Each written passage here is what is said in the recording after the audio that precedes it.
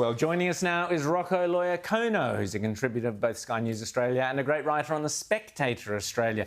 In fact, Rocco's got a great piece in the Spectator at the moment about Pope Francis. Saint Francis in reverse, he calls it. Remember the old gag about is the Pope Catholic? Well, no, not according to Rocco. Rocco, great to see you. How are you? Good morning, Rowan, Rita and James, and good morning to all the viewers. Well, tell us about the Pope. You're concerned because he's cancelling the Latin Mass. Is that what's going on? Yes, a couple of weeks ago, some pretty serious rumours emerged from the Vatican that the Pope, along with his liturgical henchman, is about to really crack down on the Latin Mass with a view to banning it almost completely from any church, any Catholic church in the world.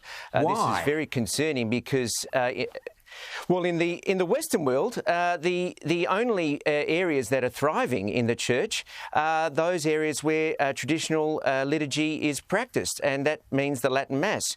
You go to most churches in the Western world, and maybe the church has about 60 or 70 people in it, and those 60 or 70 are about 60 or 70 years of age, if not older.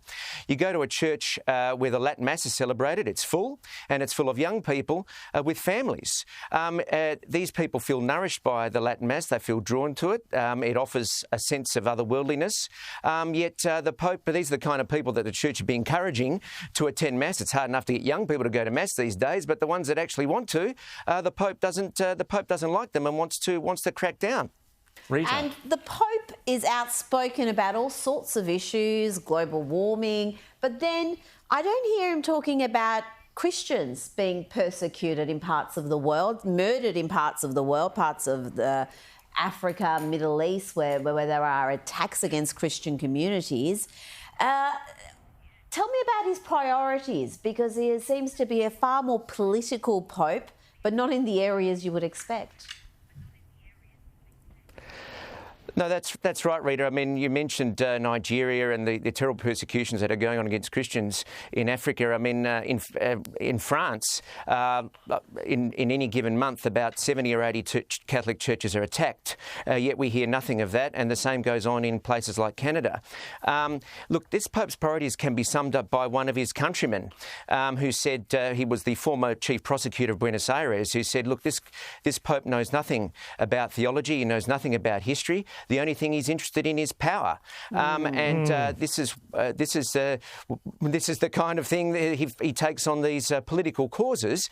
And I draw the analogy with what's going on in conservative parties around the Western world. I mean, they've been infiltrated by these lefties, and the Catholic Church is no different, unfortunately. And this is another reason why we see empty churches. Well, I mean, people don't vote for conservative parties because the conservative parties want to ape the left. Well, the Catholic Church, rather than trying to hold fast to values and its countercultural nature, and standing up for Catholics around the world, is actually really devoted to secularism and climate change and all these other trendy issues, thinking that that's going to open up the church. I mean, the Pope himself says, well, look, the church is for everyone, but unfortunately, many people in the church feel alienated by this Pope.